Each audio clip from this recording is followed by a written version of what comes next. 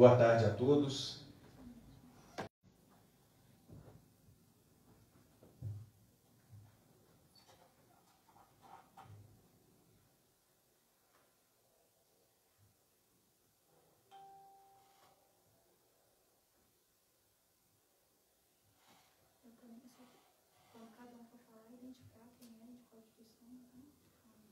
Boa tarde a todos. Aqui Alexandre Magno, vice-prefeito, substituindo o prefeito Juscelino Roque, que hoje está em Brasília. Cumprindo o dever e o compromisso dessa administração de manter a transparência e as informações corretas a respeito da Covid, nós marcamos essa coletiva para trazer as últimas informações e condições, né, que se encontra a pandemia em nosso município. Então, estamos aqui representando o município, a Regional de Saúde, a Universidade, a UPA, a Secretária de Saúde, Secretária de Governo, também o Presidente da Câmara, com esse objetivo de trazer a melhor e mais segura informação para o cidadão diamantinense. Eu vou passar a palavra para a Secretária de Saúde, Liliane, que vai trazer... O laboratório que a gente sempre tem se referenciado, que é o laboratório que faz os testes COVID, Dr. Frederico Toledo, infectologista, a Cleia, superintendente regional de saúde, Edivan Soares, presidente da Câmara, e o Alexandre Magno, vice-prefeito, e Edinalva Vial, secretária de governo. A informação hoje é importante. O professor Danilo, ele fez um trabalho que deve ser colocado hoje para a população e as informações técnicas serão repassadas tanto por ele quanto pelo Dr. Frederico. Boa tarde a todos. Agradeço a Secretaria de Saúde por esse espaço. Nosso laboratório, além de fazer a testagem, agora ele começou uma nova fase em parceria com a Secretaria Estadual de Saúde, em parceria com o Ministério da Ciência e Tecnologia, que é a rede coronômica, que tem como objetivo começar a identificar características das novas variantes que estão em nossa região. Então, dentro desse trabalho, além de diagnosticar o vírus, nós começamos a identificar as novas variantes.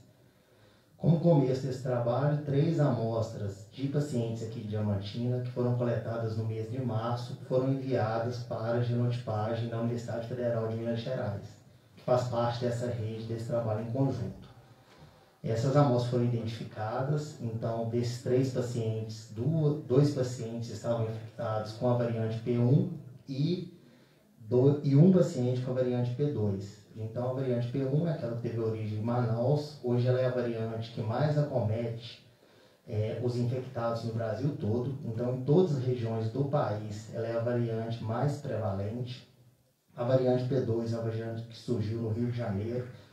Ela era a variante mais prevalente até o mês de fevereiro, sendo que em março e abril a variante P1 passou a ser a mais prevalente de nosso país. Rapidamente sobre as variantes, é algo comum elas surgirem. Então, à medida que o vírus se espalha, que ele infecta as pessoas, as variantes surgem. Então, ele é um processo esperado por nós, virologistas. E a única forma dessas variantes e de outras variantes não surgirem é o vírus não se espalhar. Então, é a transmissão do vírus parar. Então, para isso, as medidas que a gente já conhece: isolamento social e uso de máscara e vacinação. São as medidas que são mais efetivas e são as que a ciência recomenda. Uma dúvida comum sobre essas variantes em relação às vacinas. Então, a vacina que eu tomo, essa variante tem chance de me infectar, de causar doença grave?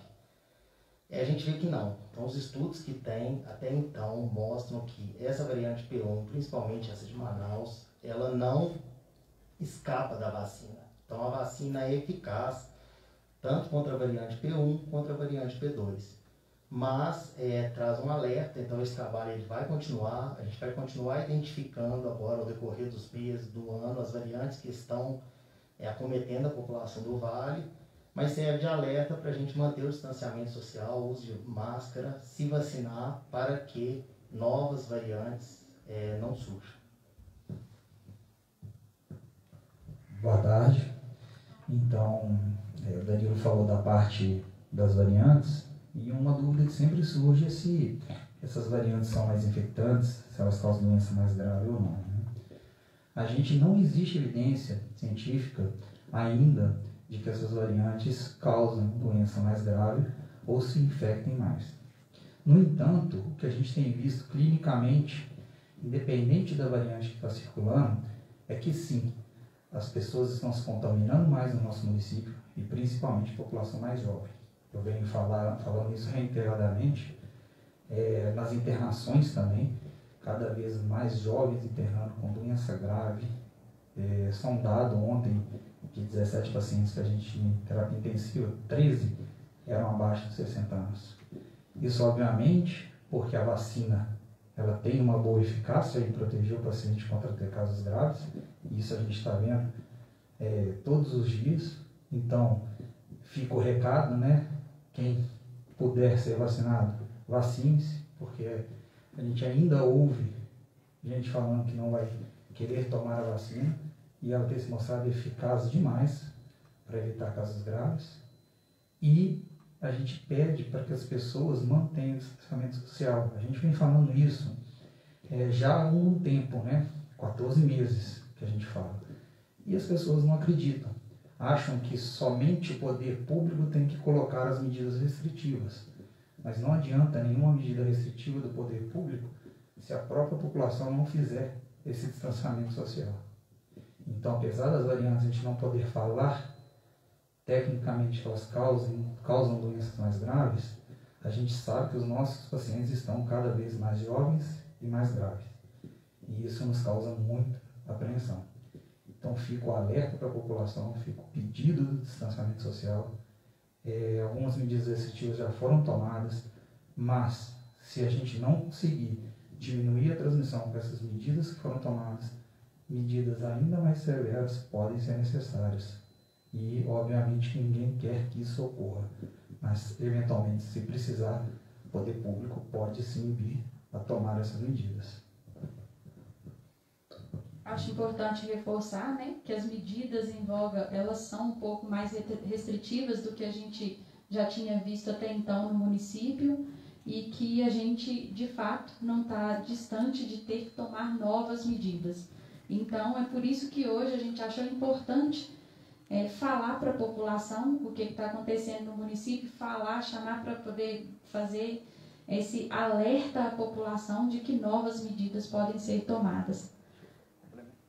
Só para complementar uma questão, é que, óbvio que as medidas elas começaram nesse final de semana, então a gente ainda não vai sentir o impacto dessas medidas nem no número de novos infectados, né, nesses primeiros dias, nem no número de internações. É importante que a população entenda isso, porque a gente às vezes vê muito o comentário, né, já tomou as medidas, mas ainda continua tendo um número alto de casos, continua tendo um número alto de internações. Sim, essa pressão a gente ainda vai sentir ela por um bom tempo, pelo menos por 10 a 14 dias a gente sente a pressão da transmissão que ocorreu antes dessas medidas. Então a gente tem um período para avaliar o impacto dessas medidas e ver se elas foram efetivas. Por isso que a gente fala do comprometimento da população. Se a população se comprometer com essas medidas, a gente vai chegar, quando for reavaliar, né, lá em torno do dia 26, do dia 30, a gente vai poder ter medidas de flexibilização. No entanto, se não tiver essa colaboração, quando chegar lá para o dia 26, dia 30, nós vamos ter que tomar medidas ainda mais restritivas, ou até antes disso, se a transmissão não começar a cair. Então é importante que a população tenha essa noção. E quando a gente fala de medida restritiva, a gente tem que lembrar sim que nós estamos falando em fechamento de comércio, em crise econômica, em desemprego, em várias coisas que envolvem e que afetam milhares de pessoas. Então, é importante que a população ajude o poder público nas medidas que o poder público faz.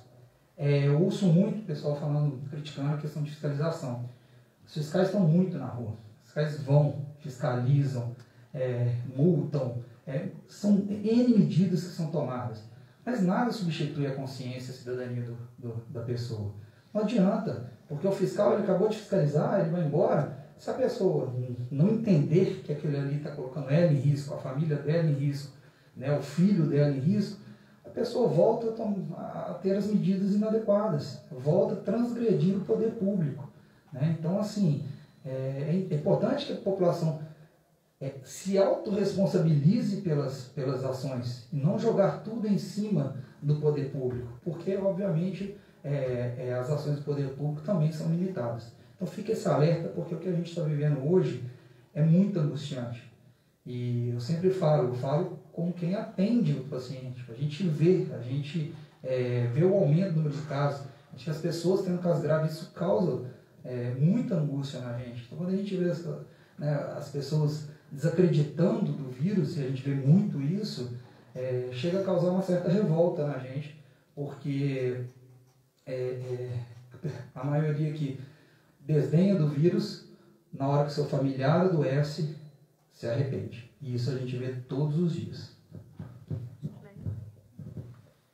Só completar o último ponto, o Fred me lembrou, para reforçar a importância do distanciamento social, do uso de máscaras, porque são as únicas medidas que temos agora a curto prazo. A vacinação ainda vai demorar um pouco para trazer os grandes benefícios para a saúde pública.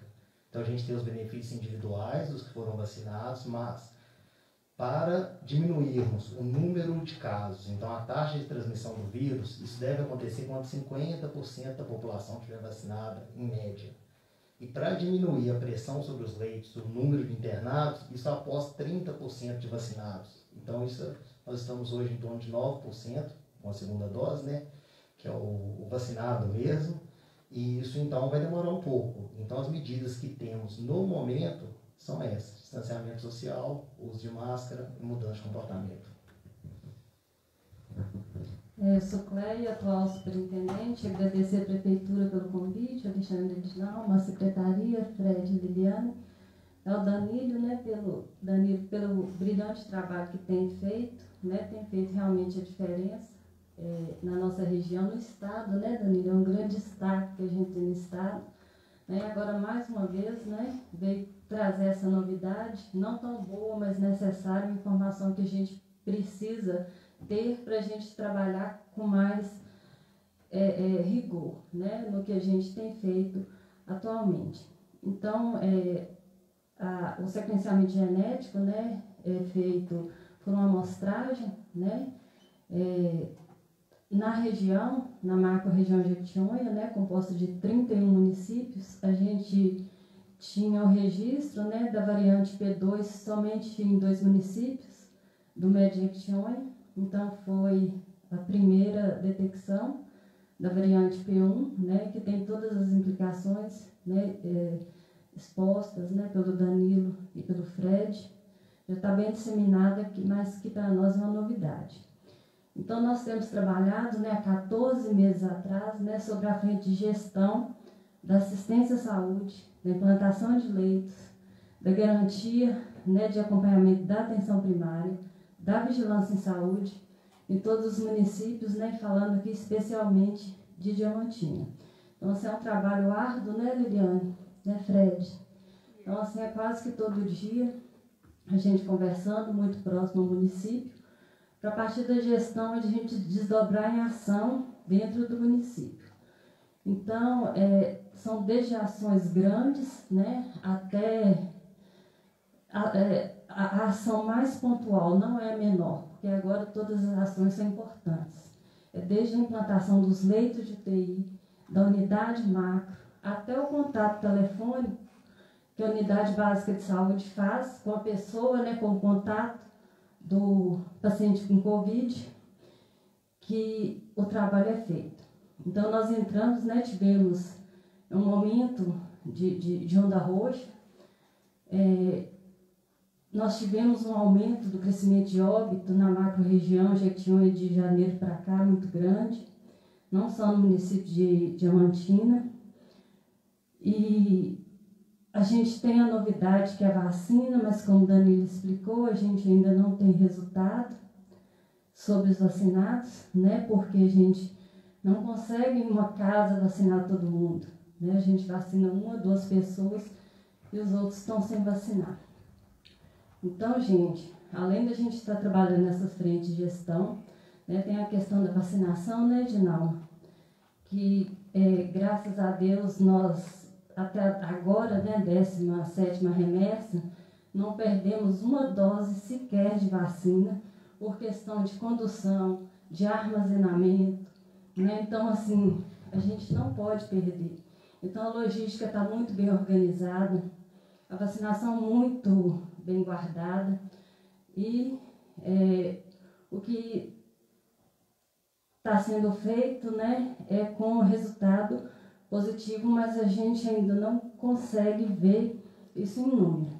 Então, diante de tudo, né, das coisas que a gente tem feito, toda sexta-feira a gente tem a reunião do Comitê Macro, que a gente discute não só as ações em nível municipal, a gente discute em nível macro-regional, a gente faz o monitoramento de leitos, né, no regional de toda a macro-região, para que tenha garantia de assistência.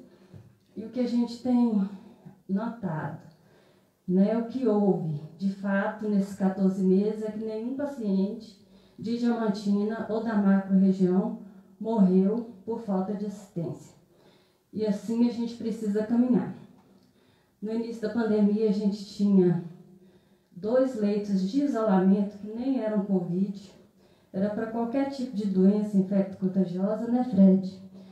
Então, assim, nós passamos de março até maio, quando abriu os leitos da Santa Casa, assim, com medo. Se tivesse 3 casos, a gente já entrava em colapso. Então, foram dias tensos, foram dias duros, dias difíceis.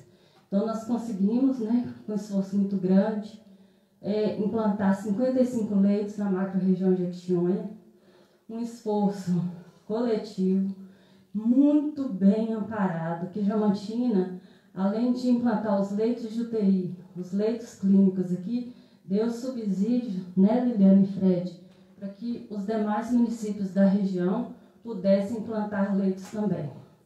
E com todo o apoio que Diamantina deu e que Diamantina dá, se eles não tivessem implantado, a gente já teria colapsado aqui há muito tempo, né? Então, Diamantina teve e tem esse grande papel. Então, nenhum paciente morreu por falta de assistência esse tempo inteiro e a gente tem que trabalhar para que isso não ocorra. A gente tem que trabalhar para que as pessoas não adoeçam, porque as pessoas, infelizmente, né, faleceram até hoje foi por condição da doença. E é isso que a gente tem que trabalhar, principalmente nesse momento crítico que a gente está passando agora, né, no município de Diamantina. A macro toda está na onda amarela, a gente não sabe se depois de amanhã vai mudar, porque os números estão subindo, infelizmente, nos outros municípios também, não só aqui em Diamantina. E a gente está destoando aqui mais com esse ponto novo que a gente tem que trabalhar, que é com a detecção dessa nova variante, que a gente não sabe dizer de quando, né, Danilo e Fred, ela está circulando entre a gente. Então, é importante, né, as medidas, todas as vezes mencionadas, não tem nada de novo nas medidas de enfrentamento à Covid, é o distanciamento social, é o uso de máscara, é a higienização das mãos, é um pouquinho, né, 15 minutos sem máscara, ou a distância menor de 1,5 metro, que vai fazer diferença para todo mundo, né? Então, a gente continua trabalhando, né, na frente de gestão, né, para poder garantir a assistência, garantir a vigilância. A gente precisa que cada cidadão cumpra o isolamento. Se ele está com Covid, ele tem que ficar os dias em casa, ele tem que ficar isolado em casa, ele não pode sair, porque ele está colocando outras pessoas em risco, né? Então, a gente precisa fazer gestão de tudo isso e ter o cidadão como protagonista disso tudo. Vocês imaginam que a equipe de saúde ela tem que monitorar caso e contato. Vocês imaginam uma pessoa numa festa, um caso para 20 contato. Como que a equipe de saúde vai dar conta disso? né? Então, assim, nós temos que assumir o protagonismo disso para que a gente consiga enfrentar esse momento no município, né? Então, assim, a gente conta com a colaboração de todo mundo. A Secretaria de Estado de Saúde sempre esteve e vai estar sempre desempenhando o papel na região, né? Diamantina sempre muito forte, né? Fazendo o papel que tem que ser feito, né? De polo macro, né? Puxando os outros municípios, e a gente conta com a ajuda de todos, né? A gente na parte da gestão e cada cidadão fazendo sua parte até que possamos passar por esse momento. Muito obrigada.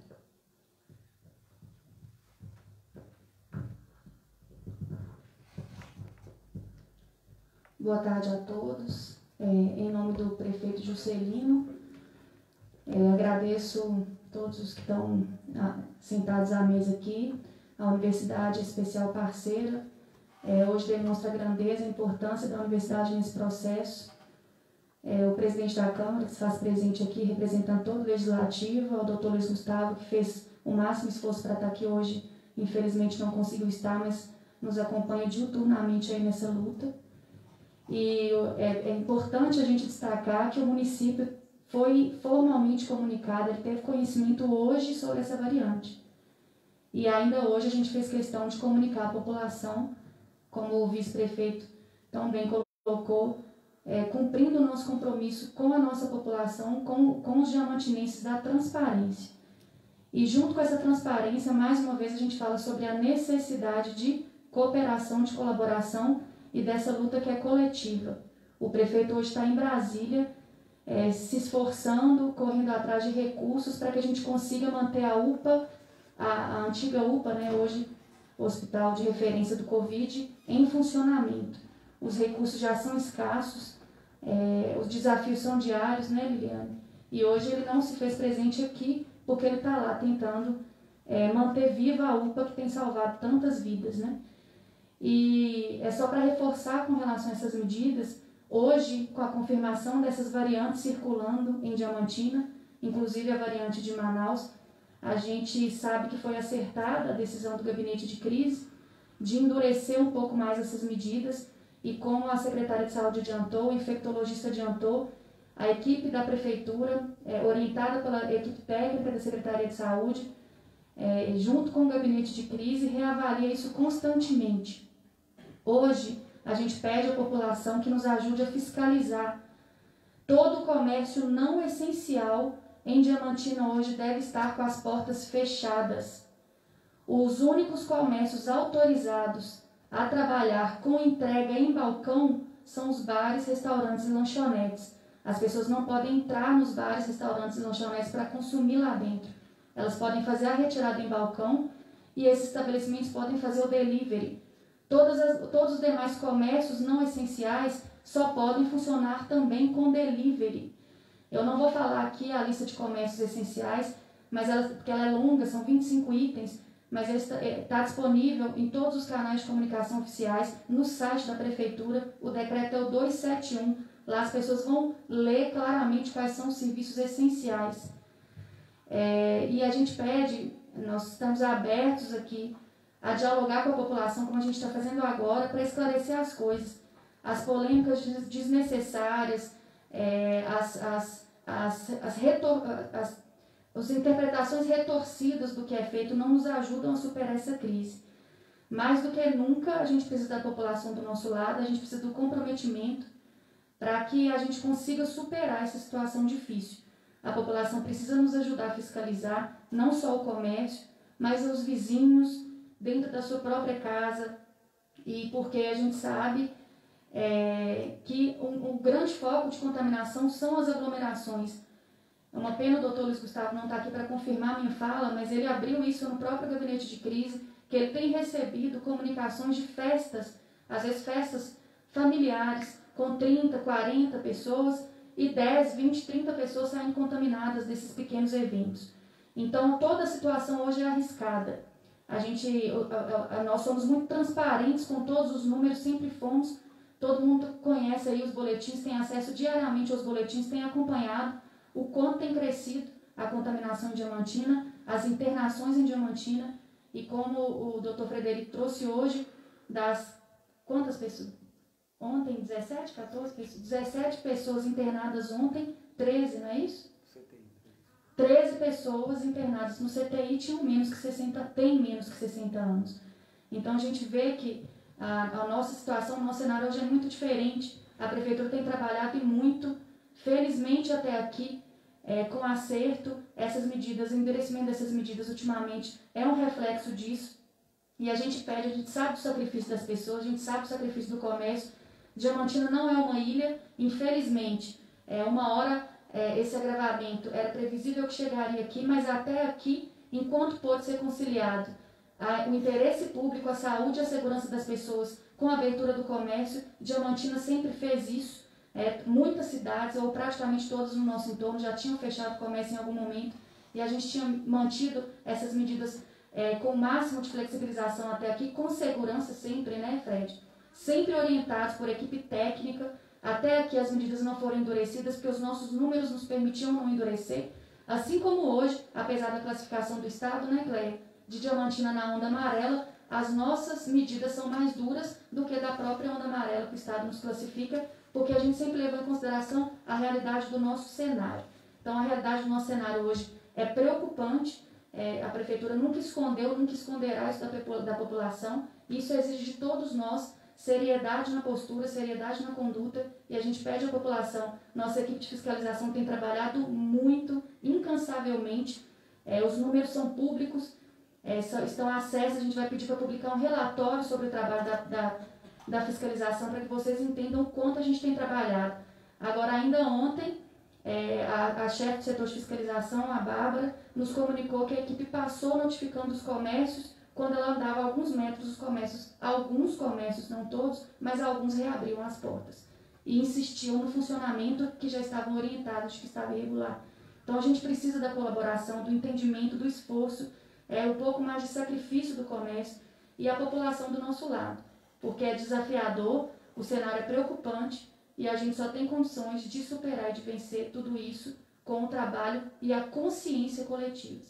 Então vou passar aqui para o vice-prefeito para encerrar essa coletiva, agradecendo em nome do prefeito mais uma vez a colaboração de todos e pedir esse empenho para que essa colaboração seja crescente, porque é o momento de todo mundo se unir para superar isso daí. Como nós podemos observar, a situação realmente é grave. Essa administração tem trabalhado há 1 ano e 4 meses incansavelmente, mas nós devemos aqui fazer um agradecimento especial, Frederico Toledo, Liliane, professor Danilo, ao pessoal da saúde, né? Das pessoas que têm trabalhado na limpeza dos hospitais, até os médicos. Nós reconhecemos e agradecemos o esforço de cada um de vocês, né? Que tem com certeza trabalhado muito mais que as pessoas aqui da parte administrativa. Nós reconhecemos isso e agradecemos.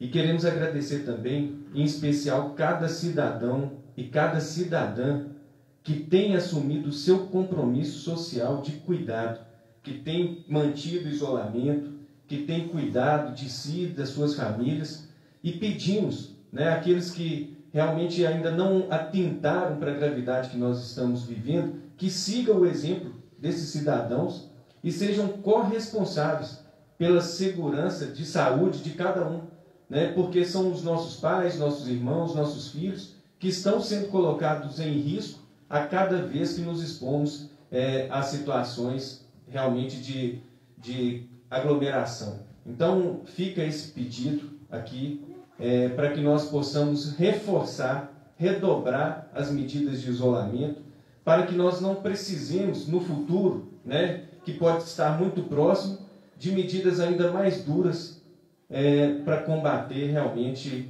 a circulação de pessoas. Nosso agradecimento aqui a todos, viu? Uma boa noite.